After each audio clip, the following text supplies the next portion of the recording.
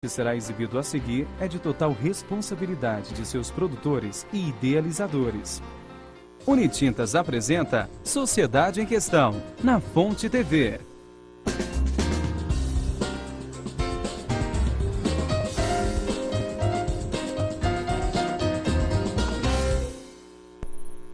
Olá, boa noite, tudo bem com você? Começamos mais um Sociedade em Questão, seja bem-vindo! Hoje, segunda-feira, dia 4 de agosto de 2014, e você é o nosso convidado a participar do programa, porque não é de hoje que nossa sociedade tem sido surpreendida com casos de crimes chocantes praticados com requintes de crueldade. E muitos desses atos acontecem dentro do universo familiar. Você se lembra da jovem Suzane von Richthofen, condenada por planejar em 2002 a morte dos próprios pais, mortos a pauladas enquanto dormiam? E o que dizer do caso Isabella Nardoni, a criança de 5 anos morta de uma maneira inimaginável, jogada do 6º andar do prédio onde morava? E o pior, pai e madrasta envolvidas, condenados pelo crime. O número de mulheres que estão sendo assassinadas em Goiânia por um suposto motoqueiro tem trazido pânico para a nossa capital. E diante de casos como esse, fica a pergunta: por que tanta maldade? Aliás, o que é de fato maldade? Até onde o ser humano é capaz de chegar? Esse é o tema do programa de hoje. Você está convidado para ligar, para participar conosco pelo bate-papo aqui no nosso programa Sociedade em Questão. O telefone está liberado para você participar, é o 3254-1051. O Sociedade em Questão dessa segunda-feira já está no ar.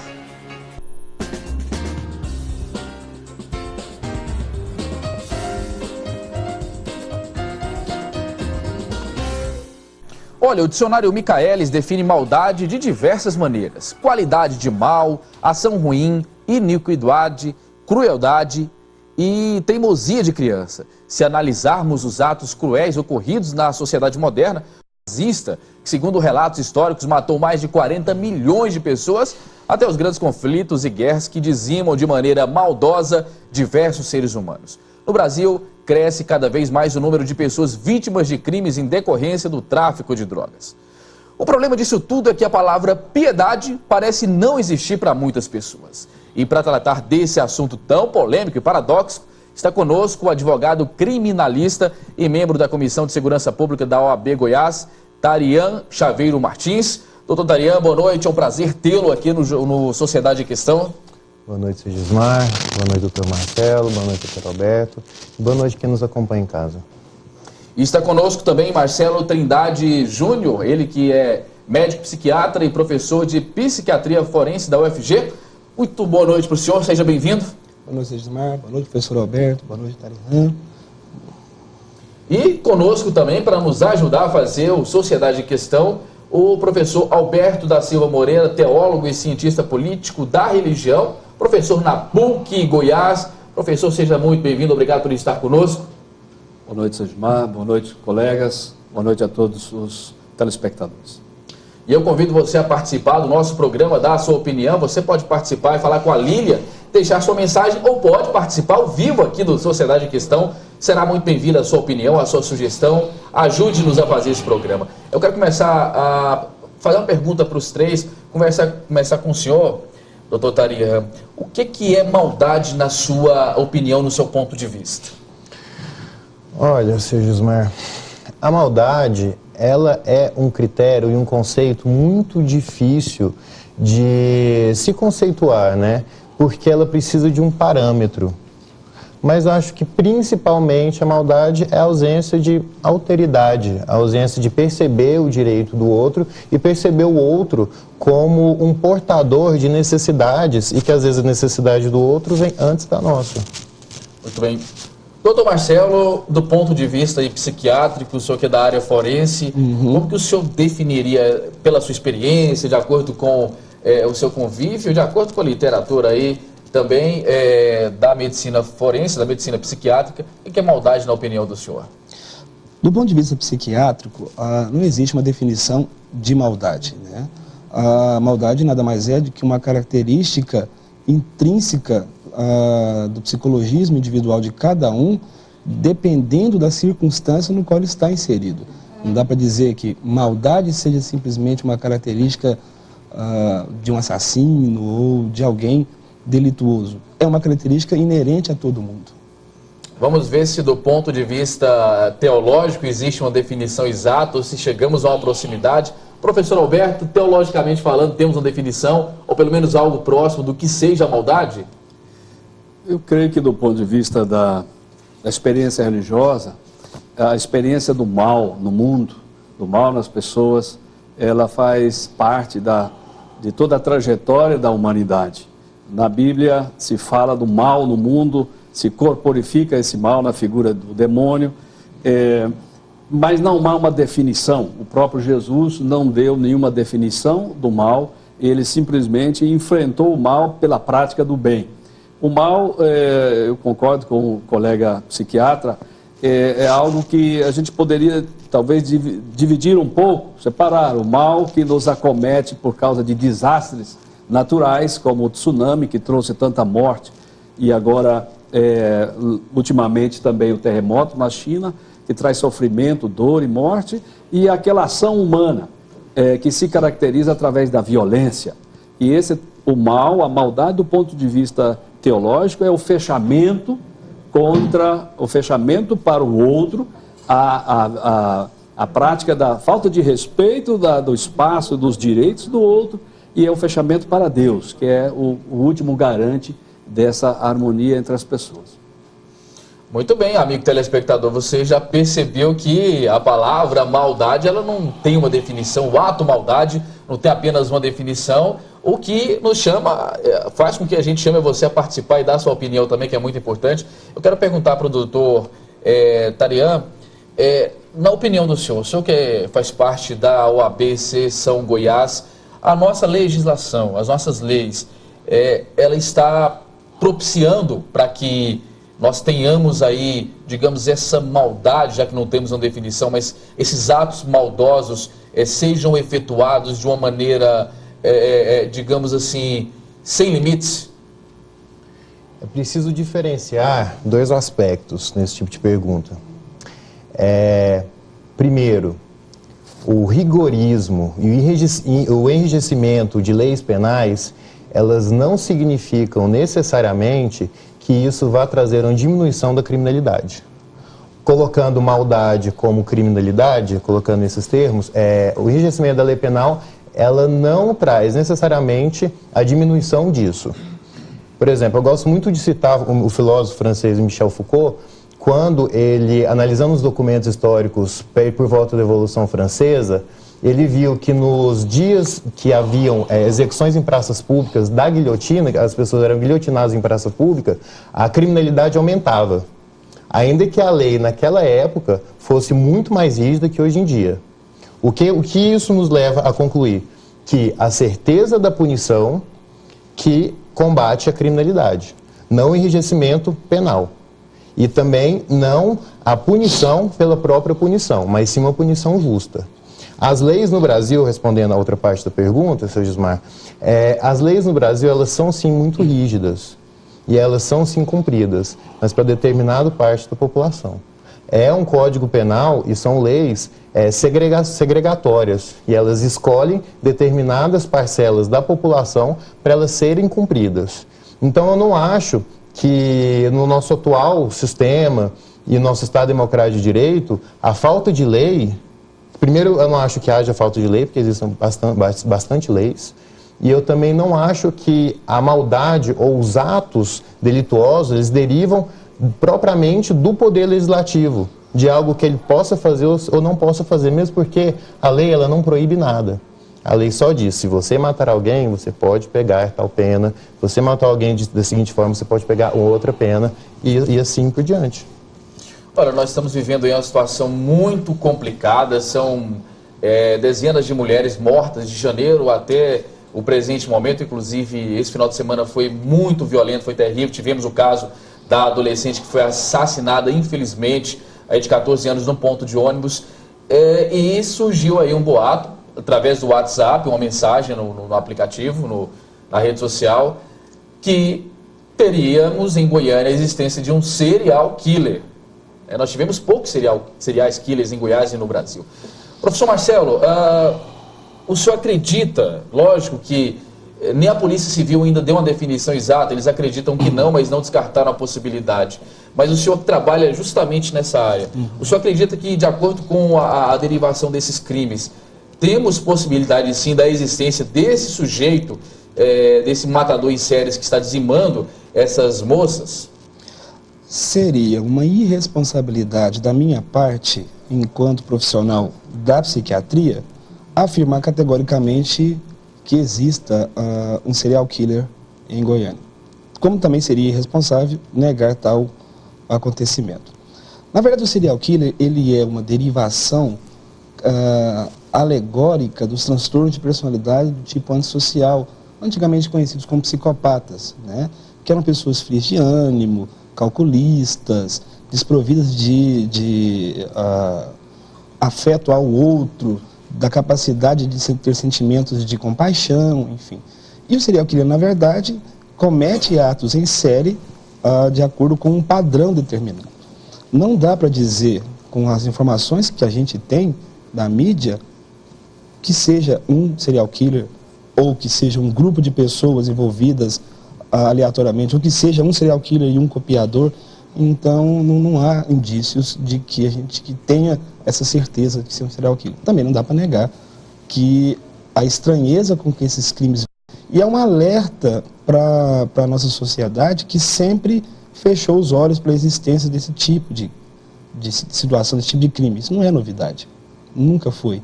Chama atenção pela compaixão que existe e agora estourou a tampa da panela de pressão. Eu acho que é o momento de se discutir melhor essas questões, tanto do ponto de vista penal, como do ponto de vista de assistência social mesmo. Muito bem, 3254-1051 é o canal para você, telespectador ligado aqui na Fonte, participar com a gente. Temos um telespectador na linha. Boa noite, quem fala? Marli. Tudo bem, Marli? Vou falar para você, tudo bom? Tudo jóia. Fala de onde? Da Polícia Militar, 8.655. Eu moro nos Estados Unidos, moro no Brasil. Já tem militar, vai chegar no capital meu amanhã. E aqui tá muito difícil. Tá ou não tá? A sua ligação tá falhando um pouco. Pode repetir, por favor, Marli? No Brasil tá muito difícil. Eu já falo inglês, né? Tem neto americano de 14 anos, tem de 12, tem de 7, tem de 6 horas no Goiás. E o trem que eu vi tá cheio aqui, ué. Como é que nós vamos fazer? Tô olhando pra ver só mentira na televisão. A ligação da Marli, ela tá falhando. Você pode retomar o contato com a gente, Marli. Desde já agradeço a sua participação. Né? Temos mais uma participação. Boa noite, quem fala? Peraí. Boa noite. Oi. Tudo bem? Boa noite. Seu nome e bairro, por favor? Setor Central. Oi. Pois não, estamos ao seu dispor. João Batista falando. Seja bem-vindo. Sua pergunta, sua colocação?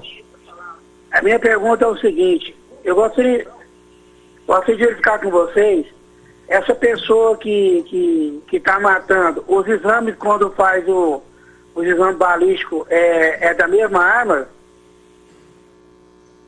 Muito bem. Eu vou deixar aqui a pergunta para o doutor Marcelo Trindade. Quando acontece esse tipo de criminalidade aí, a Polícia Civil ela vai fazer uma verificação extensa para confirmar se os projetos são os mesmos. Se tem alguma informação, fique à vontade os demais participantes, se tiverem alguma informação sobre isso, com relação a se esses projetos são os mesmos. Inclusive, a gente estava numa discussão hoje na Faculdade de Medicina, onde eu ministro a aula de Psiquiatria Forense, sobre a possibilidade de padrão da balística. E nós não temos informações ainda sobre, primeiro, se houve padrão dos tiros, ou seja, localização dos tiros, distância dos tiros, a questão da balística, se são as mesmas balas em todas as armas. Então, essas informações nós não temos, o que dificulta, inclusive, traçar perfil. Né? Agora, eu também li um comentário por parte da polícia que tinha a convicção que se tratava de pessoas diferentes, de porte físico diferente, inclusive modelo de motocicleta diferente, em diferentes situações. Então, de fato, ainda não dá para fazer uma afirmação assertiva, né? Olha, gente, é muito complicado o que está acontecendo. Eu estive com o delegado responsável pelo caso, conversei com ele. São várias linhas de investigação. O fato é, de acordo com a Polícia Civil, 70% das motocicletas de Goiânia são pretas. E foi constatado que algumas são de uma marca, outras são de outra marca. Então, seria uma irresponsabilidade, sim, falar que existe serial killer. Cabe à Polícia Civil agora, que a sociedade, ela está atônita. Nós estamos com medo, principalmente as mulheres. Com esse perfil, realmente não dá para negar, nós estamos vivendo uma situação muito complicada em Goiás e no Brasil. Nós temos mais uma participação por telefone, é sempre bom ter a sua participação. Boa noite. Boa noite. Seu nome e bairro, por favor? Antônio. Tudo bem, Antônio? Do Parque Sul. Seja bem-vindo, sua colocação. Oi? Seja bem-vindo, pode fazer a sua pergunta, a sua colocação, fica à vontade. Eu gostaria de saber aonde andam os policiais a cidade inteira, a gente não tem policiamento nenhum na cidade. E, por exemplo, se você sair daqui de Goiânia, se você sequestrar alguém, você pode pegar ele por dentro de um carro, andar no banco, fazer o que você não abordar. Não é proibição nenhuma. Sempre tranquilo. Os bandidos, por exemplo, andam soltos e o cidadão de bem está preso. Queria saber dos profissionais aí, aonde estão os policiais de Goiânia. Que a gente está trabalhando, né? Muito bem, muito obrigado pela sua participação. Nosso telespectador Antônio está na bronca com relação ao policiamento. Doutor Tarihan, na opinião do senhor, o senhor já ressaltou que as leis são muito bem colocadas, mas por uma determinada classe social. Na opinião do senhor, o policiamento, ele realmente está em débito com relação a essa criminalidade, ou a falta da manutenção dos presos, ou o sistema prisional brasileiro, ele está veementemente contribuindo para esse índice? Antes do senhor responder, eu vou te fazer só uma interrupção, porque temos mais uma ligação. O programa realmente está literalmente bombando, o tema é muito importante. A grande audiência da Fonte TV em Goiás, no Brasil. Boa noite, quem fala? É o Ayrton de Oliveira, morador do Jardim Guanabara. Por favor, Ayrton, fica à vontade. Acompanhando. Alô? Oi. Pois não, estamos ouvindo. Eu venho acompanhando esse noticiário aí das pessoas que estão morrendo, que esses motoqueiros estão assassinando. Eu perguntaria para vocês o seguinte: se tirasse o capacete desses motoqueiros todos, não diminuiria esse índice de assassinato que está alarmante na cidade? Porque já vi notícia que em outras cidades por aí, como Arapiaca, por exemplo, a saída foi acabar com os capacetes dos motoqueiros. Aí diminuiu mais de 70% dos assaltos. Seria bom fazer uma pesquisa para ver se eu estou certo. Essa é uma informação que eu tive. E há muito tempo eu tenho essa ideia de perguntar isso para alguém, igual vocês, por exemplo, aí na mesa. De repente, me deu uma resposta que veio me convencer. Por que não tirar o capacete do pessoal? Você não vai morrer muitos motoqueiros, porque está sem capacete e tudo mais. Mas os que estão morrendo e ficam os crimes camuflados por causa do capacete, as pessoas, os assassinos se camuflam muito fácil. Eu acho que é muito mais do que os que morreriam sem o capacete. E por quê? Os próprios motoqueiros já se incumbiam de ter mais cuidado para não que, se fosse acidentado, e trazer, às vezes, acidente grave para poder prejudicar a sua própria pessoa.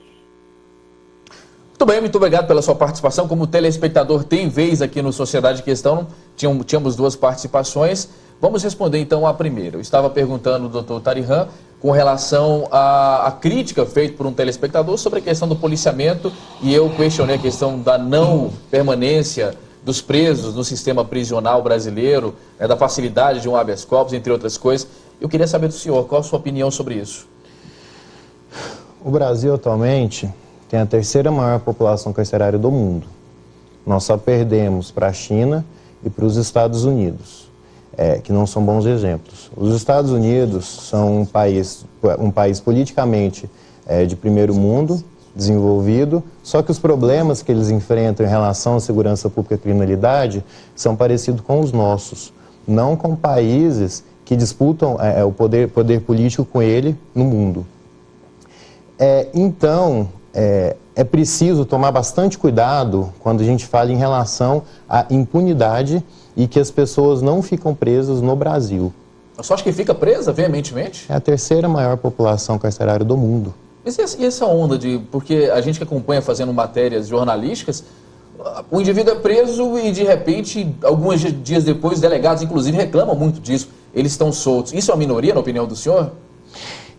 A questão não é a questão da quantidade, sabe? Né? Não da questão da minoria. Porque nós temos leis e as leis, elas devem ser cumpridas.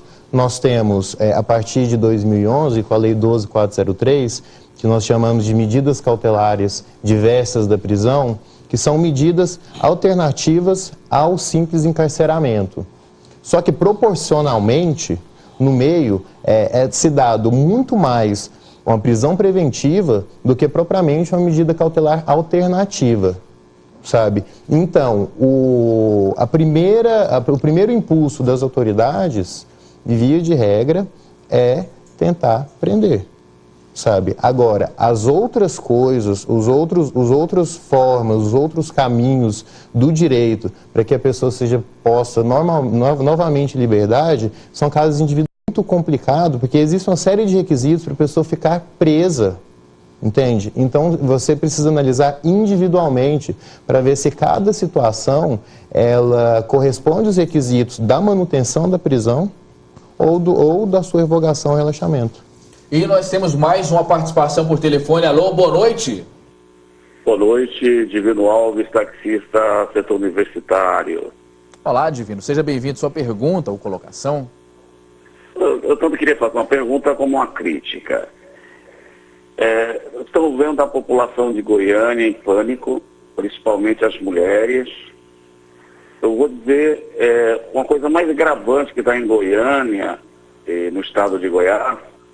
Se você ligar hoje o 190, dificilmente você consegue falar com a Polícia Militar do Estado de Goiás, correto? E se uma pessoa dessa que morreu até agora, que só está morrendo pobre, na T63 morreu uma filha de um deputado aí, de um determinado partido, 10 dias os bandidos estavam na cadeia, correto? A hora que for a filha do deputado, do seu governador, alguém, aí a polícia imediatamente vai conseguir. Quando a polícia quer, nossa polícia é eficaz, capaz, esses profissionais têm que ser valorizados, um salário irrisório, colocando sua vida em jogo, correto? Então, tem que dar condições. Hoje, a maioria dos crimes, só 11% que são descobertos, investigados e presos. E quero fazer uma crítica ao OAB.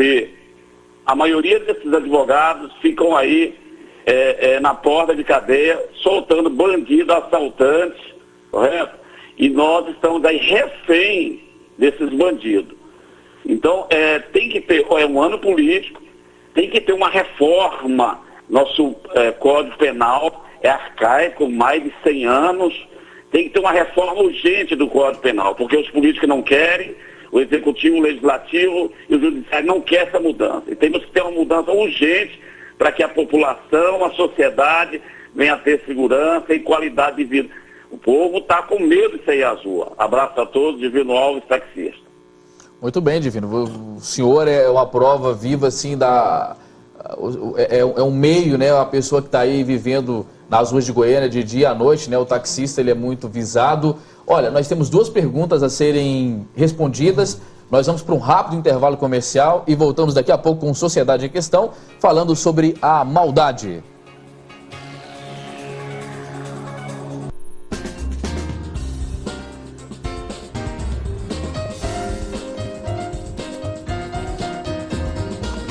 Muito bem, estamos de volta com Sociedade em Questão e o tema de hoje é maldade. Falamos anteriormente de guerras e de crimes envolvendo familiares, mas As crianças e adolescentes também cometem maldade? Em abril desse ano, uma jovem de 13 anos tentou envenenar a própria mãe com veneno de rato. E são constantes o número de menores infratores que cometem diversos atos que muitos adultos não teriam coragem de realizar.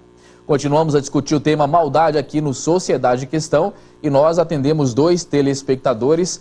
Vamos pela ordem. Um dos telespectadores ressaltou a questão da possibilidade dos motociclistas goianienses da região metropolitana não andarem com o capacete para tentar identificar essa pessoa, esse serial killer ou esse grupo travestido de motociclistas. Quero saber a opinião dos senhores. Qual é a opinião de vocês sobre isso?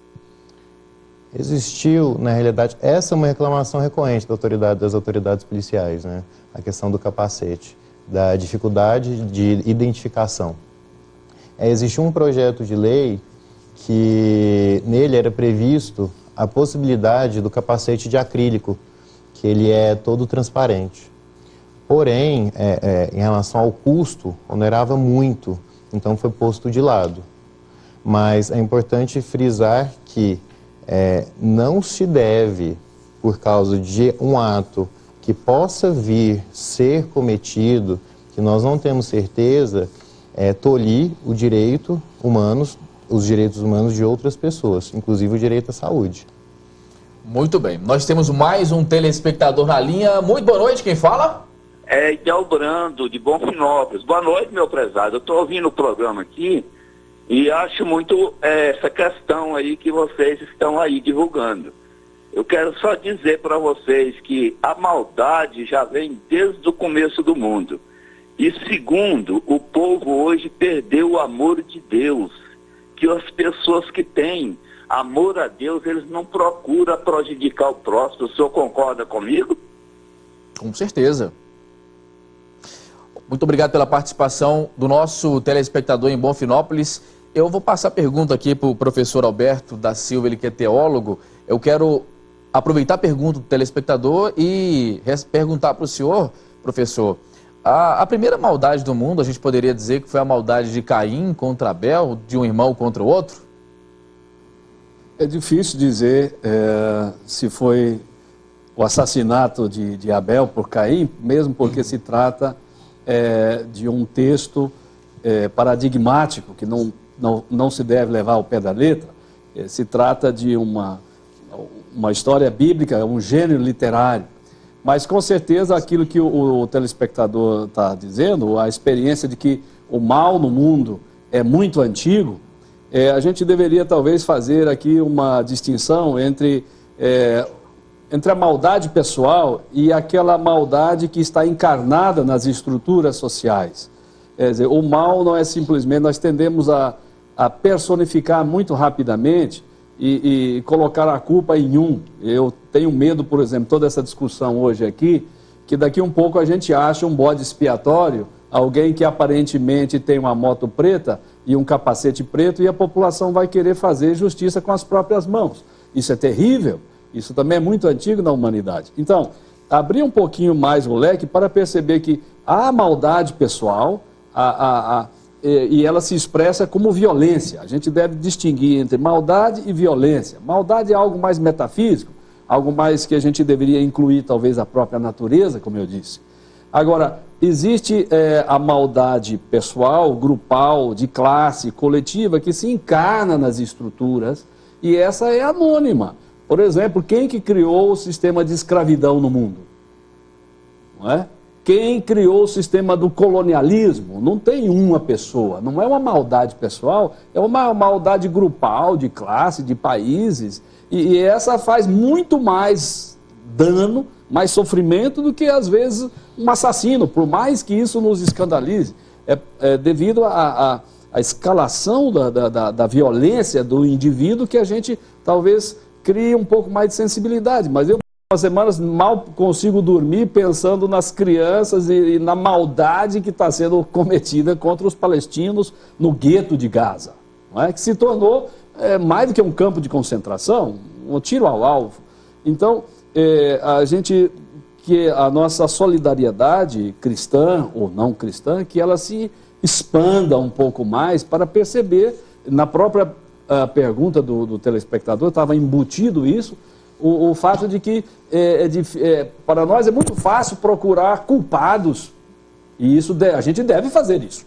Para isso temos o direito, a justiça, a polícia, mas devemos fazer um esforço social de ir às causas dos males coletivos, que causam, por exemplo, a fome. A fome é algo que hoje poderia ser banido do mundo, que é algo que cause mais sofrimento do que isso, e não há uma decisão objetiva, sensata, calcada, quer dizer, muita coisa já foi feita, mas nós temos que progredir muito mais em busca das causas dos males coletivos, que geram tanto sofrimento, às vezes até mais, as gerações inteiras de pessoas. Muito bem, nós temos mais uma participação por telefone. Olá, boa noite. Boa noite. Seu nome e bairro, por favor? Josino Pedro, aqui do Garavelo. Sua pergunta, Josino, por gentileza? Eu estava ouvindo vocês falar de violência aí, e falando aí de que eu vi o secretário dando entrevista no jornal aí, que comemorando a diminuição da violência, das coisas. Mas isso só diminui na lista dele, que na realidade não diminuiu nada. E agora, aproveitar agora e falar para a sociedade que eles agora está na hora de cobrar de quem deve fazer tudo isso, essas mudanças. Cobrar de senadores, exigir deles agora nas eleições, de deputados, são eles que fazem as leis.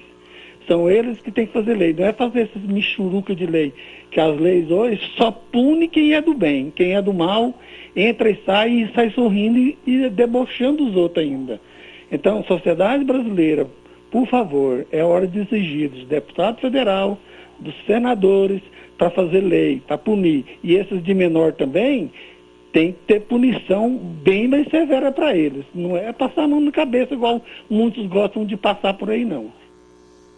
Muito bem. Telespectador aqui tem voz no programa Sociedade em Questão. Inclusive, essa pergunta tem correlação com a pergunta feita anteriormente, que o doutor Tarian vai responder agora aqui no programa Sociedade em Questão. Vamos dar continuidade, unir essas duas perguntas para o senhor poder fazer a colocação acerca dessas questões? A questão da punição, nós temos inconscientemente ou conscientemente, não sei se é algo construído pela mídia ou pela sociedade ou que vem na nossa cultura, de relacionar criminalidade, combate à criminalidade com punição, com leis penais. O direito penal é a última ratio, é a última coisa a se fazer, é o último caminho a se tomar. Ele só é requisitado quando todos os outros direitos falham. Ele não é o primeiro a ir combater a criminalidade, não é o primeiro a combater todas as coisas. Inclusive, existe uma linha muito forte dentro da criminologia, que são os abolicionistas, que eles dizem que o direito penal tem que ser extinto. Por quê? Qual que é o mote dessa linha de pesquisa? Inclusive, Luiz Flávio Gomes é dela. Porque, acabando com o direito penal, você obriga o Estado a encontrar outros meios de se combater a criminalidade que não seja exclusivamente a punição e encarceramento. E meios mais eficientes de se punir. É claro, é uma linha um pouco utópica, mas ela é utilizada para se chamar a atenção para que não é só a punição que combate a questão da criminalidade. Outro aspecto importante é em relação aos índices de violência do estado de Goiás.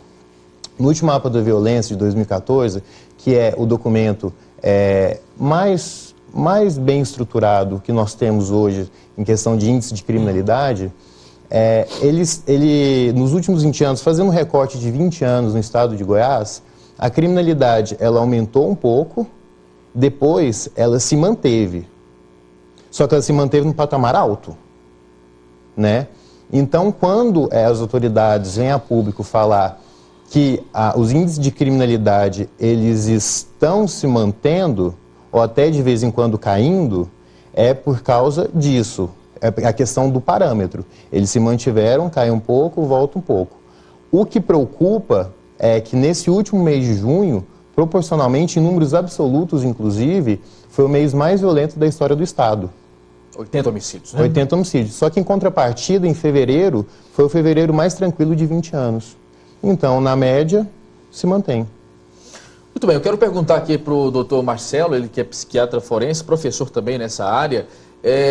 Professor Marcelo, uma mente criminosa, né, está muito em voga, nunca se teve em voga em Goiás, né? Tivemos um caso de um serial killer, já tem alguns anos aí, eu não me lembro agora o codinome dele, né, o pseudônimo, eu acho que era Paraíba, alguma coisa nesse sentido, Capixaba, alguma coisa assim, que matou diversas mulheres, não me lembro, se você telespectador se lembrar do nome, pode ligar aqui e nos ajudar com essa informação. Uma mente criminosa, um serial killer, que fatores que podem propiciar para que essas pessoas tenham a maldade, a crueldade, essa vontade de cometer esses crimes? Isso vem da infância, isso pode ser um trauma de infância, isso pode ser um trauma ainda quando a criança, o feto, está sendo formado? O que o senhor pode falar para a gente sobre isso?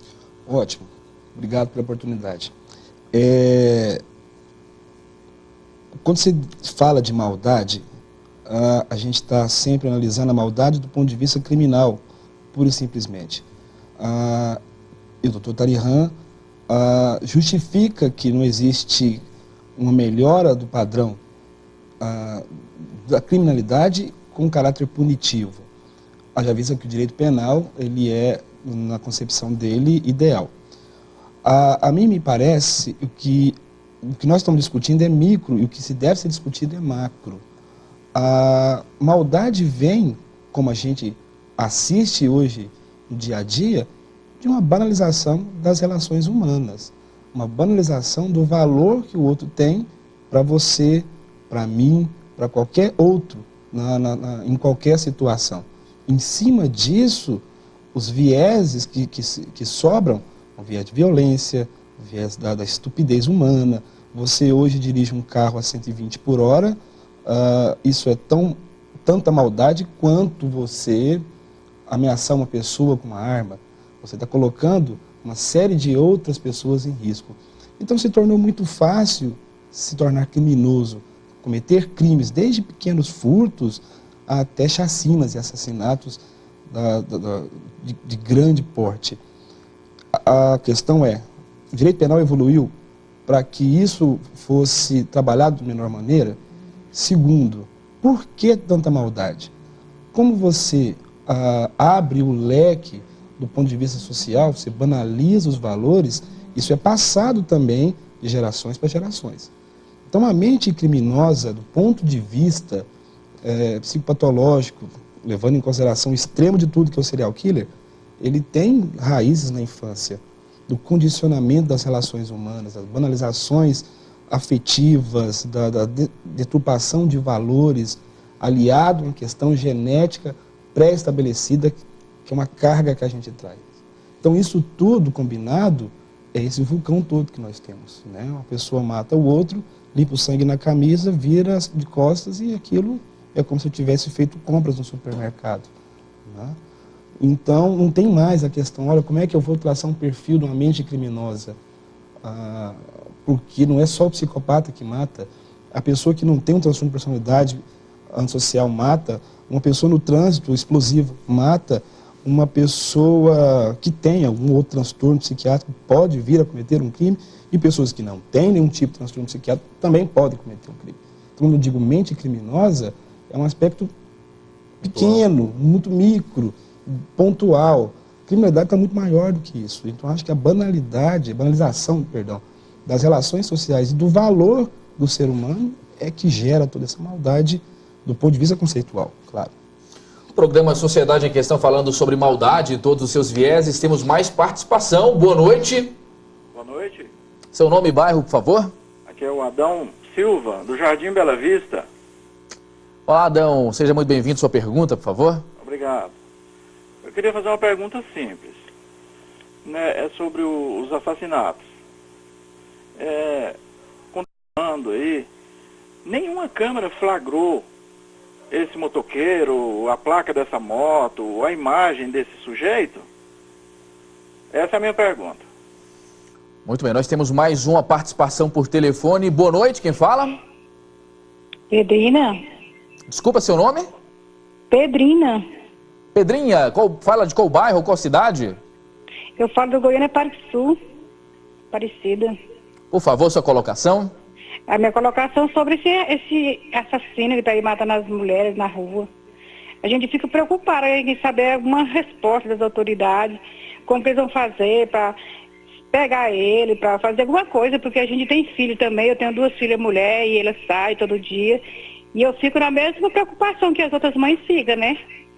Quantas mães eu tenho visto chorar? E já é 7 pessoas que eu já vi, né? E então, durante esses assassinatos, eu nunca vi um carro de polícia no momento que esse cara atira nas mulheres. Só vejo depois que as pessoas, as vítimas já estão sem jeito, mas já morreram, né? Então a gente quer saber, eu quero saber uma resposta das autoridades, porque eu sou uma das mães que realmente a gente tem visto as outras sofrer, né? Bem, muito obrigado pela participação dos nossos 2 telespectadores, o Adão e também a Pedrina.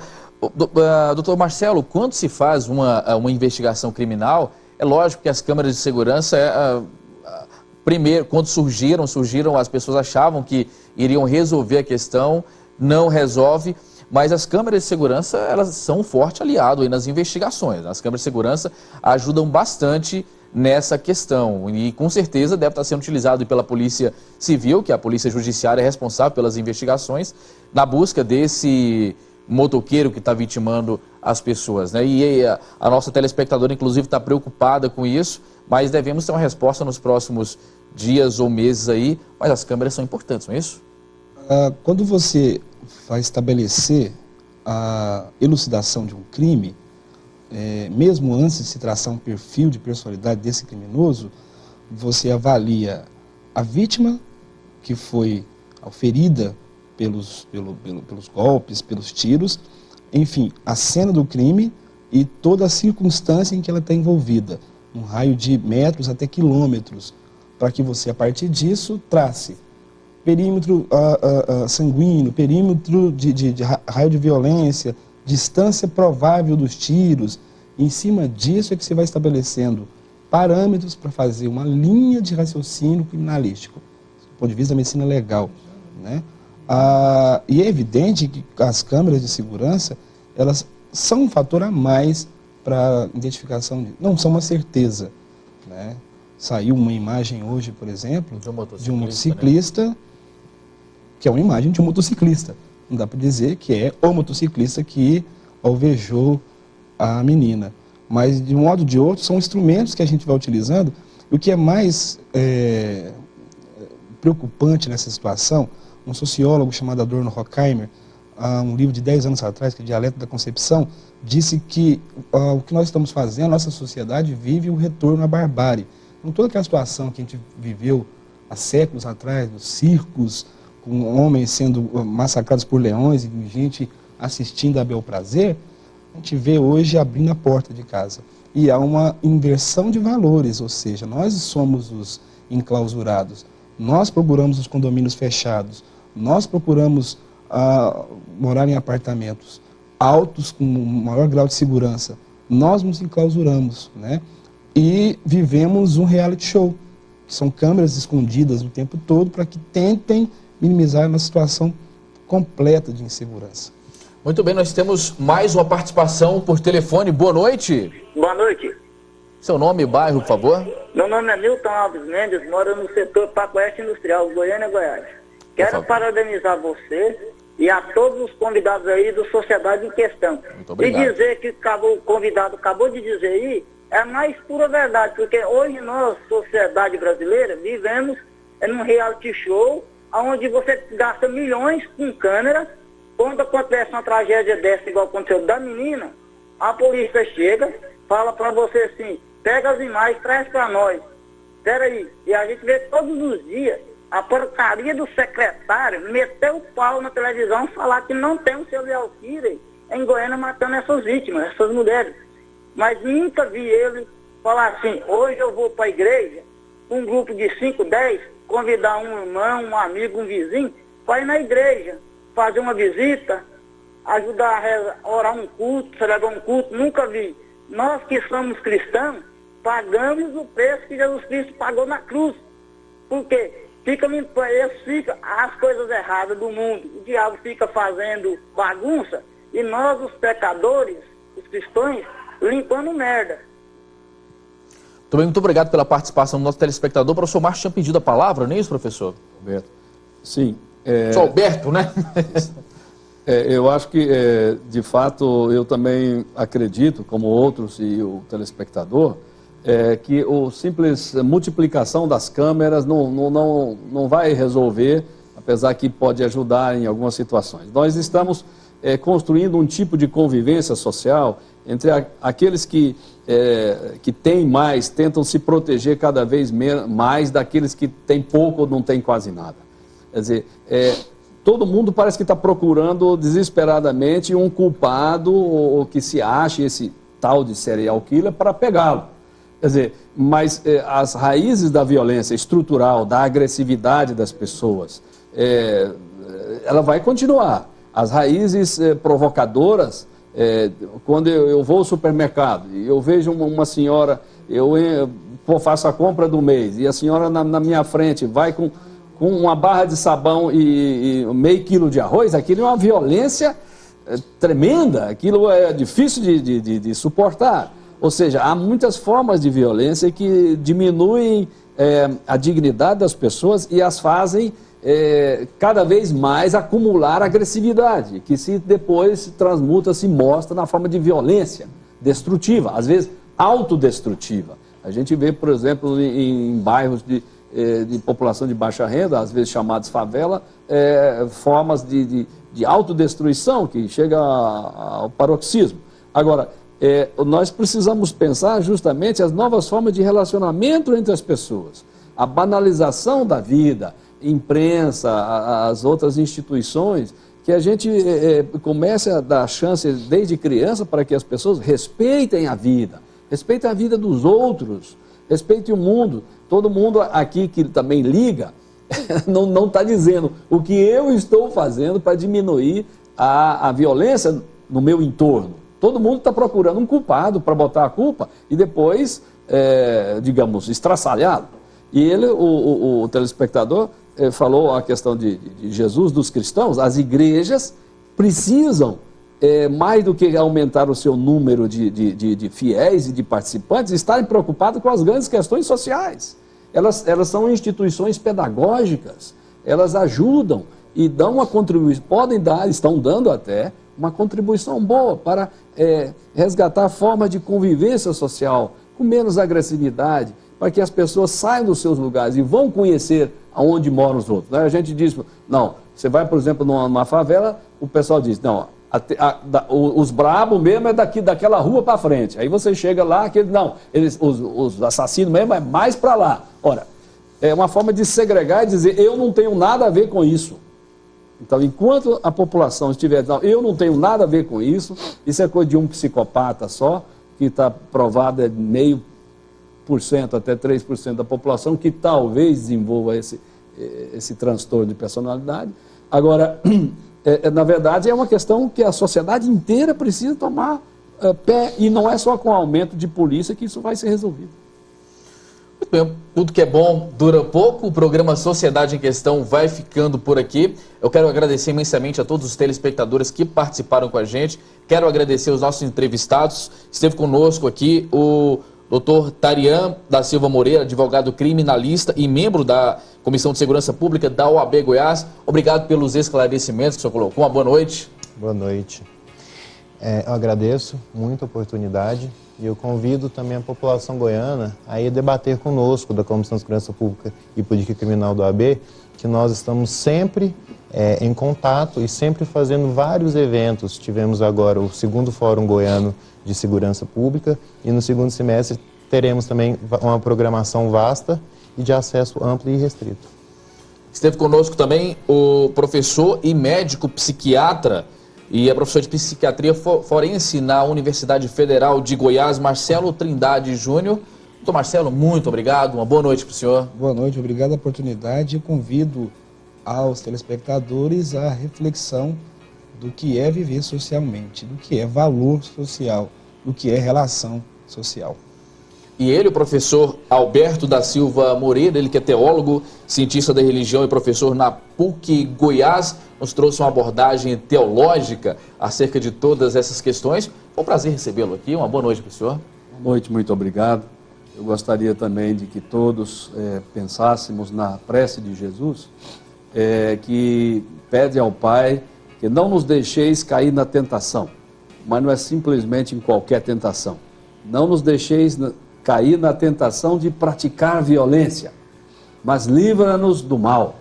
Quer dizer, que nós sejamos mensageiros e artífices e trabalhadores pela paz e também pelo bem, aquilo que a única coisa as suas consequências é a prática do bem e da justiça.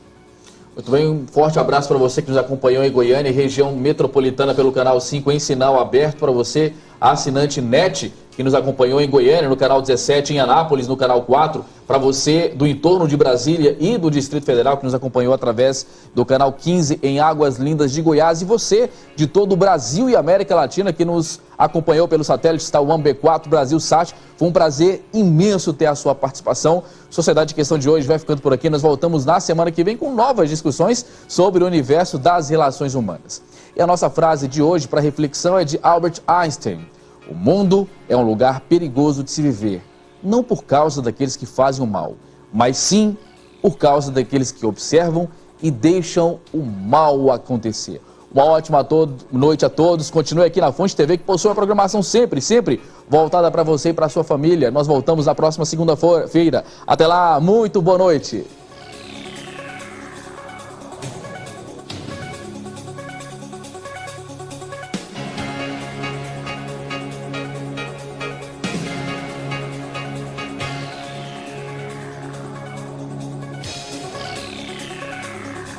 Unitintas apresenta Sociedade em Questão, na Fonte TV.